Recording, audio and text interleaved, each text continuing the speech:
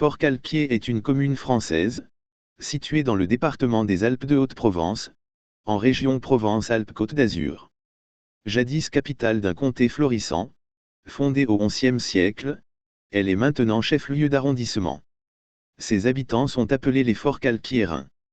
La petite ville a pour devise « Plus outi que les eaux, plus haut que les Alpes », et pour surnom la « Cité comtale ». Ses monuments principaux sont la cathédrale Notre-Dame du Bourget, XIIIe et XVIIe siècle, le couvent des Cordeliers, XIIIe siècle, et la chapelle Notre-Dame de Provence datant de 1875, est située à l'ancien emplacement de la citadelle, d'où la vue domine la Haute-Provence. Forcalquier a la particularité d'avoir le ciel et l'air les plus purs de France, si ce n'est d'Europe. En 2010, avec ses 4680 habitants, Forcalquier était la 6e ville du département, s'intercalant entre Château-Arnoux, Saint-Auban et Pierrevert. Forcalquier est établi entre la montagne de Lure et le Luberon, dans la partie occidentale des Alpes de Haute-Provence. Elle est traversée par la Via Domitia, et les anciennes routes nationales 100, sur l'axe est-ouest. Commune au territoire étendu, Forcalquier a des limites administratives avec de nombreux villages voisins. Au nord, elle est limitrophe de Fontienne, Sigons la borde du nord-est à l'est, jusqu'à Pierrerue, elle aussi à l'est.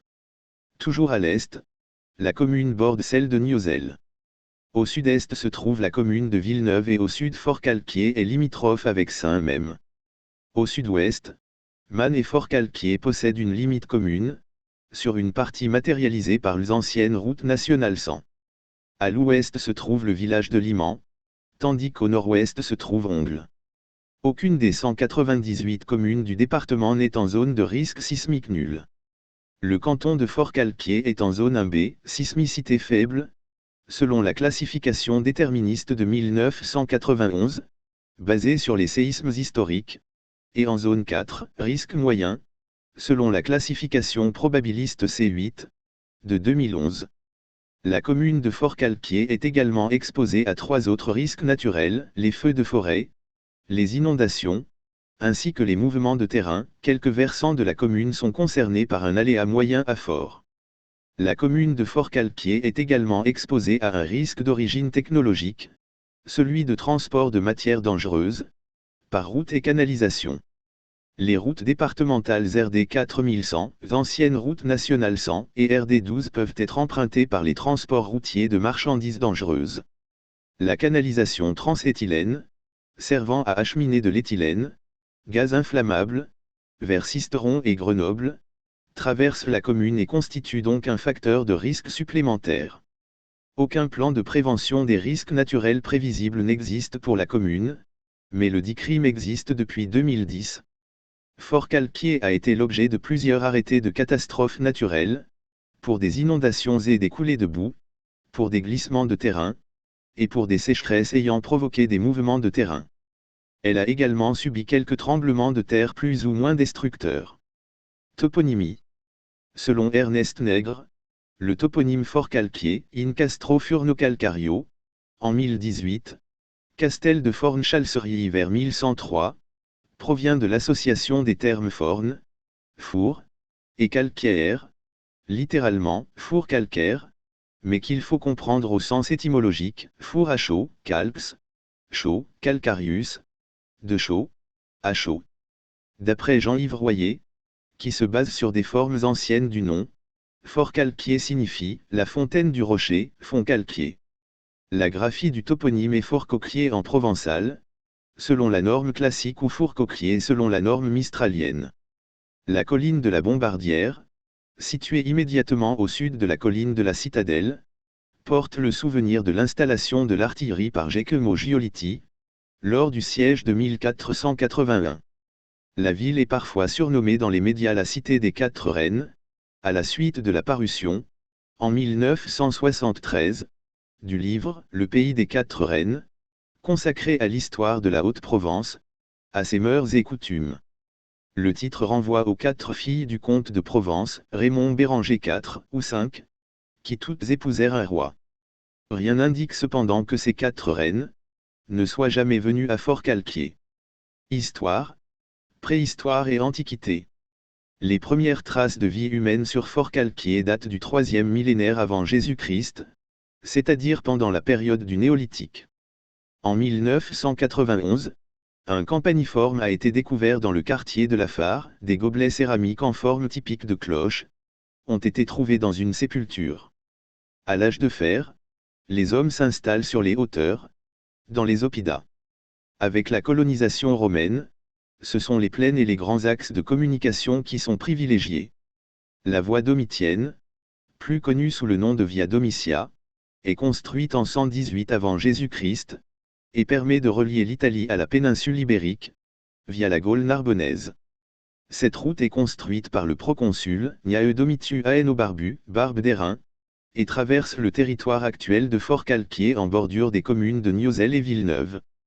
Alors que le sud-est de la Gaule était une terre burgonde, le roi des Ostrogoths Théodoric le Grand fait la conquête de la région entre la Durance, le Rhône et l'Isère en 510.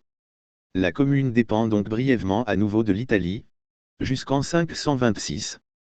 En effet, pour se réconcilier avec le roi burgonde Gondemar III, la régente Ostrogoth, Amalasunthe, lui rend ce territoire. Une agglomération très petite, hameau ou village, se constitue au 7e siècle au pied de la butte de Forcalquier. L'église Saint-Promas et une villa agricole, la Villa Botorida, existent à cette époque autour de la source antique de la Bonne Fontaine. Au 9e siècle ou au 10e siècle, un château important est construit. Il est assez sûr pour accueillir les reliques de Saint Marius ou Marie, et les mettre à l'abri des Sarrasins. L'agglomération n'apparaît dans les chartes pour la première fois en 1004, Forcalchiro. En 1060, l'évêque de Sisteron Géraud Chevrier ne peut entrer après son élection dans sa ville, et se réfugie à Forcalquier. Il élève alors l'église Saint-Marie au rang de concathédrale. Urbain II y séjourne le 7 août 1096, en revenant de son prêche pour la première croisade. Partage de la Provence au XIIe siècle, entre comté et marquisat de Provence et comté de Forcalquier. Au milieu du Moyen Âge, Forcalquier était une possession des comtes de Provence, qui échut au comte Foulques Bertrand, qui s'intitula comte de Forcalquier et en fit sa ville principale.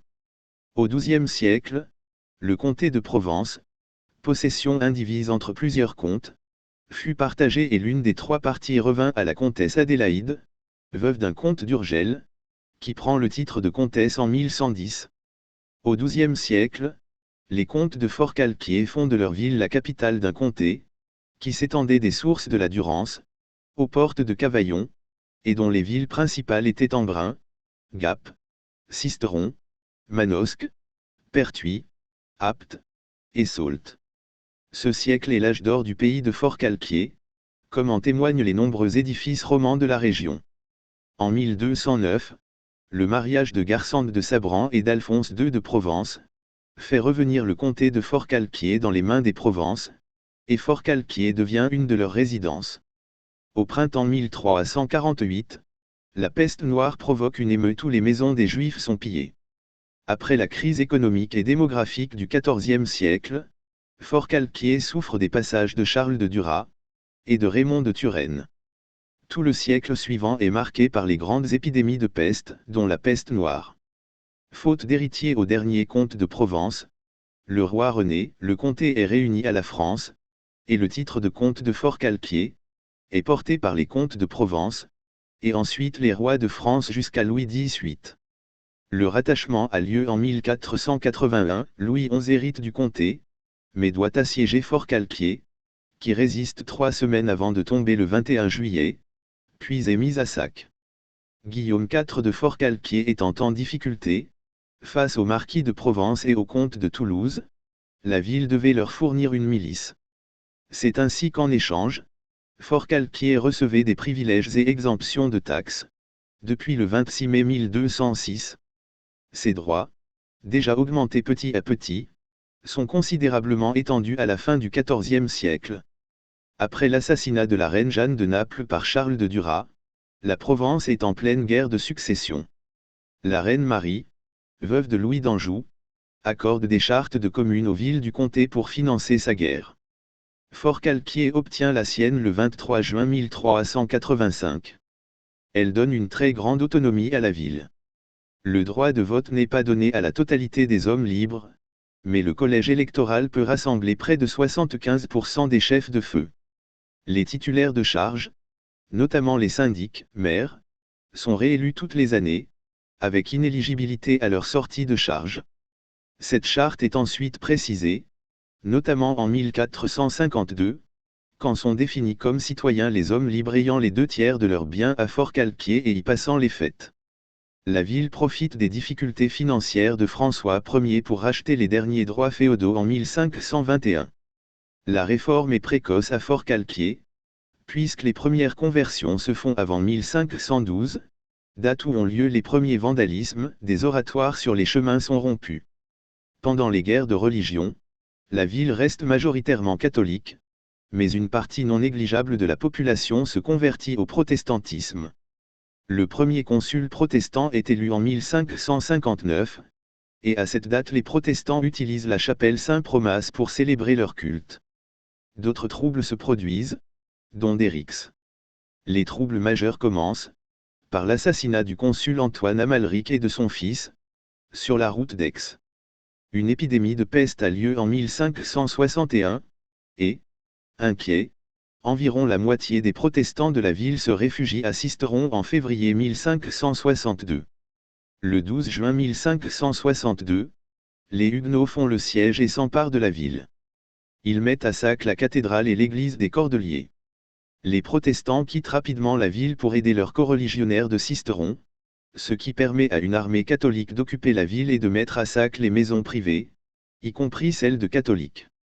Les Huguenots ne rentrent qu'avec l'édit d'Amboise, 1563, qui leur donne le droit de pratiquer leur religion et qui leur réserve un quart du conseil municipal.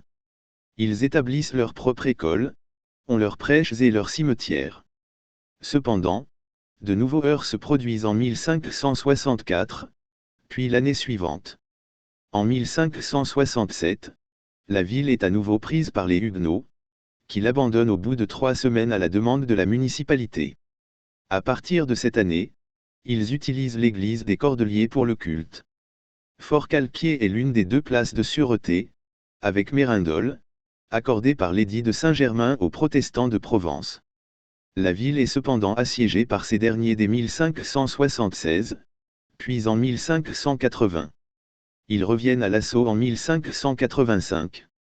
Ce sont les catholiques qui assiègent ensuite la ville à leur tour, le duc d'Épernon en 1587, le duc de la Valette en 1588.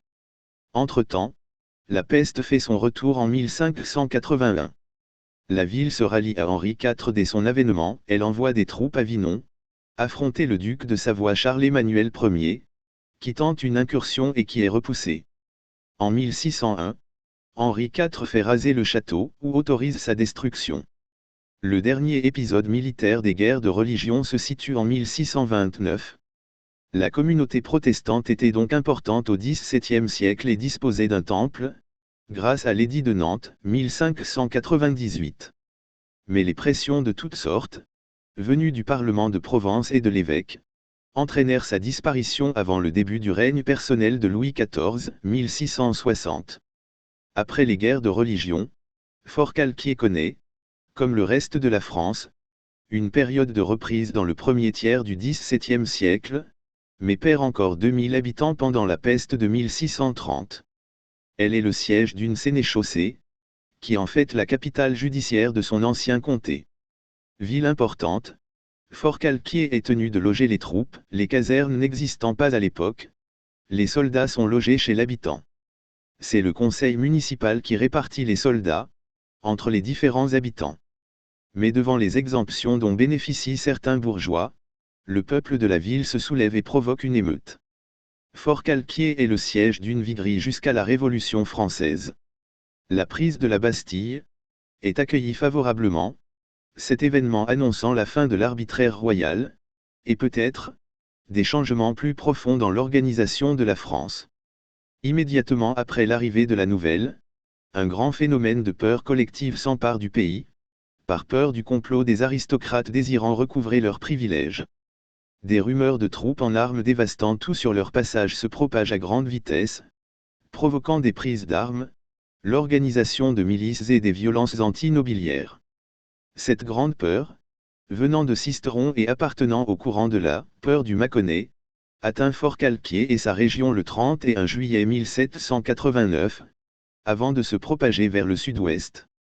La Société patriotique de la Commune fait partie des 21 premières créées dans les Basses-Alpes. Elle s'affilie au Club des Jacobins de Paris le 22 juin 1792. Le club de Forcalquier accueille une assemblée des sociétés de son district le 7 avril 1793. Le 5 Frimaire Nantes, le représentant en mission Gauthier épure la société. En prairial et ventose de l'an 3 de la Révolution française, et jusqu'en l'an 5, une bande de royalistes, dit les égorgeurs royaux, sème le trouble dans la ville et le canton d'Oraison, rançonnant les communes et bastonnant les républicains. Le 25 mars 1794, la cathédrale Notre-Dame du Bourget est saccagée, et son trésor envoyé à la fonderie. Avec la Révolution, Forcalquier devient chef-lieu de district, puis sous-préfecture sous le consulat. Entre 1806 et 1813, le sous-préfet La Tourette fait raser les remparts, qui sont remplacés par des boulevards et des avenues. Louis-Napoléon Bonaparte est élu président des Français en 1848. Forcalquier est un bastion républicain lors de la Deuxième République. C'est l'horloger Escoffier qui fonde la première chambrette, société secrète républicaine en Provence, en 1849, qui essaime rapidement. Des banquets sont organisés le 21 janvier 1850 pour l'anniversaire de l'exécution de Louis XVI, ce qui entraîne le désarmement des gardes nationaux de Man et Forcalquier. En 1851, Forcalquier est au centre de la résistance au coup d'État de Napoléon III dans les Basses-Alpes.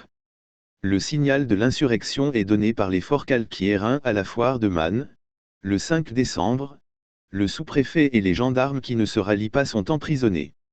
Une troupe de 3000 hommes quitte ensuite Forcalquier, pour prendre le contrôle de Digne, et du département. Après l'échec de l'insurrection, une sévère répression poursuit ceux qui se sont levés pour défendre la République. 39 habitants de Forcalquier sont traduits devant la commission mixte, la majorité étant condamnée à la déportation en Algérie. Forcalquier reste un centre intellectuel. En 1867, l'Athénée littéraire est créé. Les Jeux floraux en 1872, les fêtes de l'inauguration de Notre-Dame de Provence en 1875, la fondation de l'École des Alpes en 1876, et les fêtes internationales de la latinité en 1882, font revivre de grands espoirs.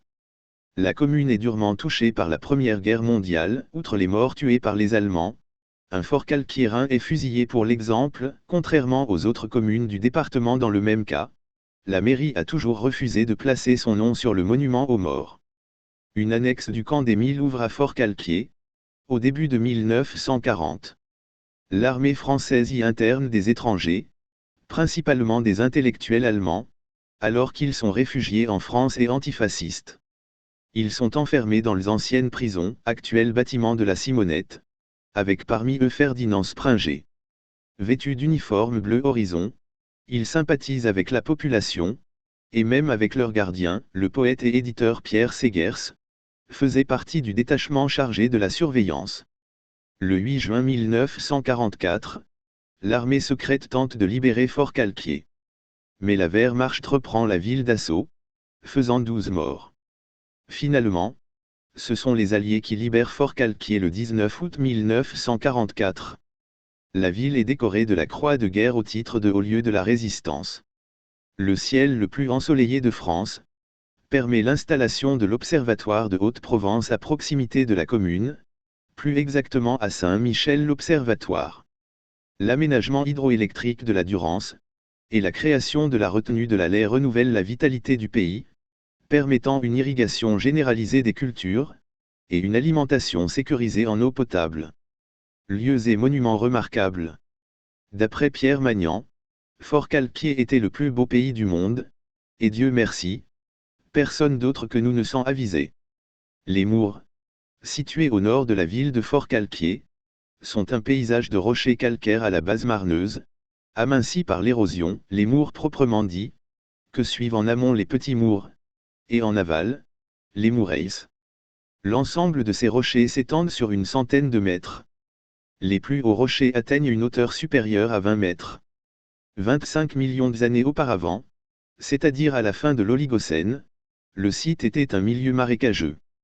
Depuis, l'eau a totalement disparu et le paysage est constitué de buissons épineux et de chênes pubescents. De plus, certaines plantes poussent sur les rochers. Sur le site, on peut y découvrir des fossiles, limenés, mollusques d'eau douce, et planorbes, escargots d'eau douce. La citadelle, dont la gestion, circulation des visiteurs, protection des vestiges, parc de promenade, liaison entre la ville et la citadelle, a été confiée au parc naturel régional du Luberon, offre un panorama sur tout le pays environnant. À cet emplacement s'élevait autrefois le château des comtes de Forcalquier. Son plateau est un site inscrit. On y trouve aujourd'hui la chapelle Notre-Dame de Provence, de style romano-byzantin. Elle est érigée de 1869 à 1875, à l'initiative du chanoine Terrasson, et ornée de statues d'anges musiciens et des saints de Provence. En bordure de la terrasse sommitale, un carillon des années 1920 est composé de 18 cloches, permet le jeu traditionnel à coups de poing. Sonnerie, chaque dimanche à 11h30, ainsi qu'à l'occasion des principales fêtes, notamment le Nadalet pour Noël. Un programme d'aménagement du site de la citadelle a été étudié. Simultanément, l'abattage de 37 cèdres, arbres de haute tige, est prévu. Le cimetière est un site classé.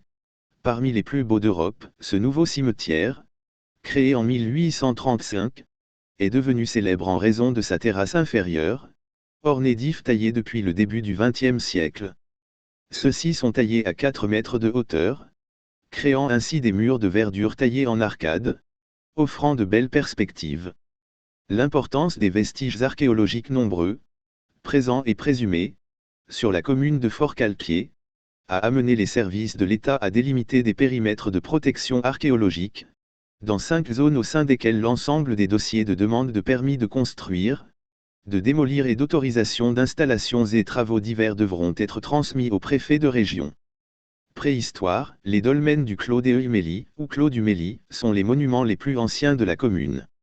Chapelle Notre-Dame de Provence et son carillon, à la citadelle. La porte des Cordeliers, du XIVe siècle, est le dernier vestige des 6 portes que comptait la ville. La porte de la citadelle, datant du siècle précédent, subsiste également. C'est le seul reste de la forteresse médiévale, dite citadelle, avec une tour qui comporte encore 2 salles voûtées. Il subsiste en outre quelques vestiges du château des évêques, au sommet de la ville, intégrés à des constructions plus récentes, bases de tours, pans de murs, partie du corps de logis. Architecture religieuse. La concathédrale Notre-Dame du Bourget, XIIIe et XVIIe siècle, dite aussi Notre-Dame du Marché, dont la nef centrale, le chœur, le transept et le clocher datent des premières années du XIIIe et constituent le premier essai d'adaptation de l'art gothique en Pays d'Oc. Le campanile est du XVIe siècle, les nefs latérales et le 2e étage du clocher sont du XVIIe siècle. La cloche est de 1609. Le grand orgue, dont les premiers jeux remontent à 1627, est classé monument historique. Le couvent des Récollets est installé en 1627 dans l'église Saint-Pierre, une des 4 paroisses de la ville. On distingue encore l'oculus roman. Transformé en prison, on y enferma en 1851 le sous-préfet et les gendarmes ralliés au coup d'État de Napoléon III. Le couvent des Cordeliers, XIIIe siècle, probablement fondé vers 1236, est l'une des premières fondations franciscaines en Provence. Il s'établit dans une demeure donnée par Raymond Béranger V de Provence, comte de Forcalquier. Endommagé pendant les guerres de religion, mal entretenu par la suite, il périclite, et ne compte que 2 religieux à la Révolution.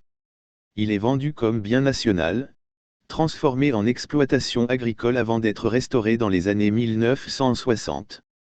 La façade de l'église est enfouie sous le bâtiment de l'ancienne poste.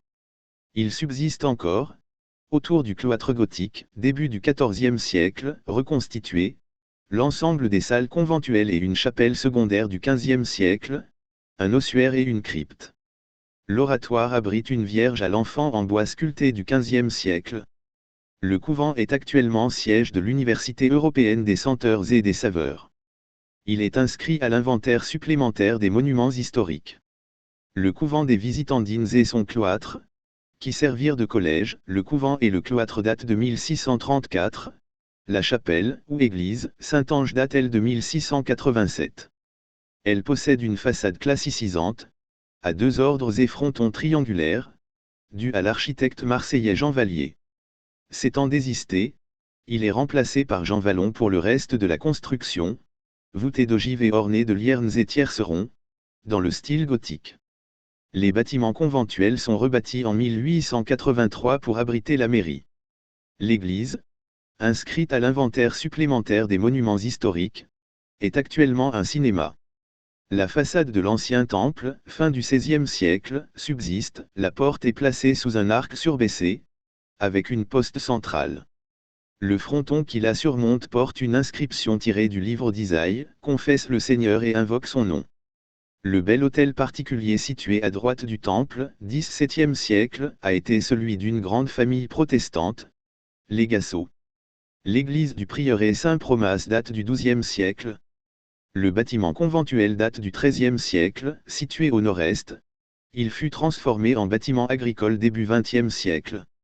L'église Notre-Dame de l'Assomption, ancienne concathédrale du XIIe siècle, monument historique. Il reste de l'ancienne concathédrale Saint-Marie des vestiges du XIIe siècle, accolée au château épiscopal, tour de l'évêque datant du XIIIe siècle. Synagogue, emplacement supposé. On sait qu'au Moyen Âge Fort-Calquier abritait une importante communauté juive. L'église Saint-Jean, sur le versant sud de la colline, elle constitue d'abord une des 4 paroisses de Fort-Calquier au XIIIe siècle, puis est réunie à Notre-Dame du Bourget avec les autres paroisses, en 1415. Elle appartient aux pénitents bleus au XVIIe et XVIIIe siècle. Elle ne peut être datée avec précision. Elle est classée monument historique. Notre-Dame de Fougères possède une abside voûtée sur croisée d'ogives, datable du XVIe siècle. Sa cloche de 1746 est remontée en 2013. Elle est également surnommée Notre-Dame de Vie.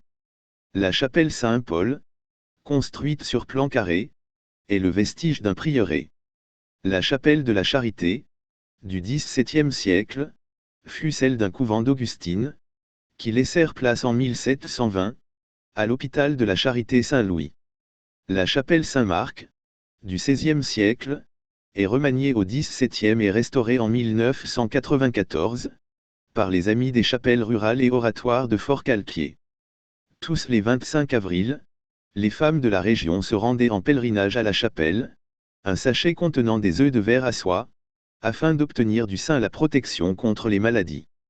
La place Saint-Michel, située dans la vieille ville, est célèbre par sa fontaine Saint-Michel, classée monument historique.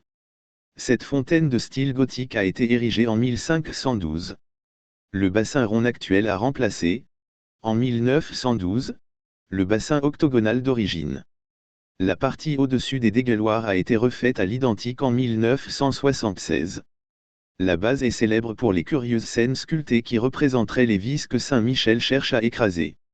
Sa construction donna lieu à une véritable opération d'urbanisme, construction d'un aqueduc de 3 km, premières études en 1492, achevées en 1511, d'un château d'eau, et de bassins de décantation pour les fontaines, mais aussi percement d'une rue et de 2 places, la seconde fontaine, dite Saint-Pierre, est remplacée par la fontaine Jeanne d'Arc en 1900.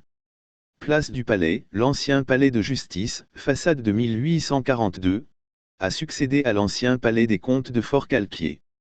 La place s'appelait aussi autrefois la Granatarié, place au grain, nom qu'a conservé l'original escalier, 1853, qui l'a fait communiquer avec la rue Béranger.